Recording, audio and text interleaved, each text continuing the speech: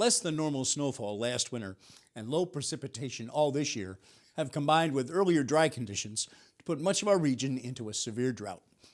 Dr. Andrew Fisk, Executive Director of the Connecticut River Watershed Council, came in to talk about ways we can all help beyond normal water conservation measures and to give us his take on the seriousness of our situation. I think that when we look at the current precipitation and the drought this year, for us it's a question of what's happening this year in any particular stream or reservoir or lake, but it's also important to think about it in a broader context because this is about climate. And so what is our climate going to be now in the next year and the following year? And also, what are the rules? What are the policies? How are we sharing? Really, this is coming down to questions of how do we share the water, whatever amount we've got in any particular year, between us and everybody else that needs it. Whether you've got fins or flippers or wings, we got to figure out how to share. I know you've said that despite all the things communities up and down the river in the states are doing, there really is more we can do and more thoughtful kind of things we can do to save and conserve water at a time like this. Sure, I think it's a responsibility of an individual all the time. So we have to be careful about how we use our water and understand that, frankly, water is way too cheap. And so there's a real reason to be able to say we should be spending more on our water because we have to improve our infrastructure. And so there's individual responsibilities at your home and how you water your lawn and how you use your water.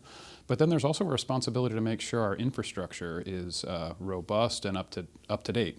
We lose a lot of water in pipes. And the water utilities will tell you this. It's a long-term effort on their part to tighten up the system. There's percentages of lost water that just go out broken, cracked, or even in some instances old wooden pipes that are still in the ground. And so that's really a question of let's make sure we're investing in the infrastructure so that we can use the water we've got responsibly and frankly have more to share. And that's a great example if you look at the Mass Water Resources Authority and the Quabbin. Mm-hmm. For a very long time, they were concerned about putting more water into Quabbin. And one of their strategies was to take it from the Connecticut. Now, the state of Connecticut got pretty upset about that. And so that didn't happen. And what in turn happened is the Mass Water Resources Authority tightened up its system, reduced lost water, and now has a surplus. And they're able to say, hey, we've got a lot of water in Quabbin, and that's one of the reservoirs that has capacity in drought times. Some reservoirs are below levels, but others are doing okay, including some in Connecticut and the Quabbin. And so that really shows you if you have a tight infrastructure, you use water responsibly, we can be in a situation where it's not a crisis when a drought happens to roll around. Let's talk about the body of water that is your concern and responsibility, if you will, sure. The Connecticut River. How much is it, as you can see at this point, being impacted? And what are your concerns, short-term and long-term, if this drought continues, if we have a lower than normal precipitation winter coming ahead and on into the future? Sure. And I think when we think about the Connecticut River, we think about the main stem river as well as all the tributaries that feed it, because it's all one system. So I think you can see a really, a prosaic impact that some people's docks are high and dry because the river levels themselves are lower than usual. But you're also seeing instances where with a lot lower water, the water temperature is warmer, and you have less places for fish like brookies to be able to hang out, and basically they survive the summertime. And so they're always looking for refugia. And so now we see in these streams, the water temperature's above 70, and there's less water. And so what those fish are doing is they're congregating and searching for some place to basically ride it out, and that's harder and harder and harder to do. We also see in instances, not necessarily directly in the Connecticut River watershed, there are a few instances, where streams are dried up.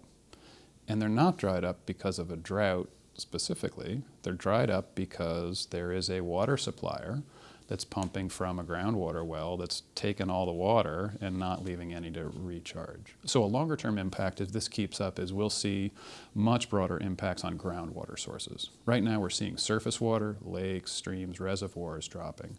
But if this keeps up, we don't have a good snowpack, groundwater levels will continue to diminish.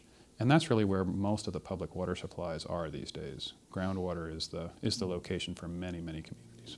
How quickly can a body of water like the Connecticut recover from a drought situation like this? I think a lot of us think, oh, 2 or 3 days of a good soaking rain and everybody's fine, and I'm betting that's not really the case. Yeah, it's wildly different. So if you look at some of the tributary systems, the Deerfield, for example, which is a major tributary of the Connecticut, it has many impoundments on it, and those impoundments are for hydroelectric generation.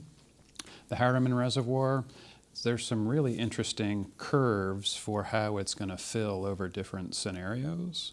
And so I think you can see an instance where if it rains too much in too short a time, that reservoir isn't necessarily going to fill, and it's going to spill and not hold that water over a longer period of time. So some of it is rate and some of it is duration. Is this just another part of the normal weather cycle that happens? Do you see droughts more often, concerns more often than maybe we have in the past? Do you see global warming playing a part in what we're enduring right now, or is it not really possible to say? Yeah, no, it's very clear. We are living in a changed climate. You know, the short answer is it's real, it's now, and it's us this time. And so the climate is changing. And if you paint a really broad stroke in New England, we're going to see a changed climate actually being wetter, meaning more storms, bigger storms, and more frequently. So the long-term prognosis is not necessarily that we're going to be heading towards recurring droughts, but climate is going to vary much more widely. And so we're going to see these big swings in precipitation and temperature. There's tremendous opportunities for us to think about how water suppliers, which do tremendous work in environmental protection and environmental quality, how do we manage those resources in such a way that it's not solely about human consumption of that water? And we're making steps towards that. It's a long-term conversation. And changing the framework of a water supplier who used to say, any water that goes over my dam, that's lost water. Well, actually, it's water that's going downstream and is helping habitat and keeping our streams and rivers healthy. So you can't have one at the expense of the other.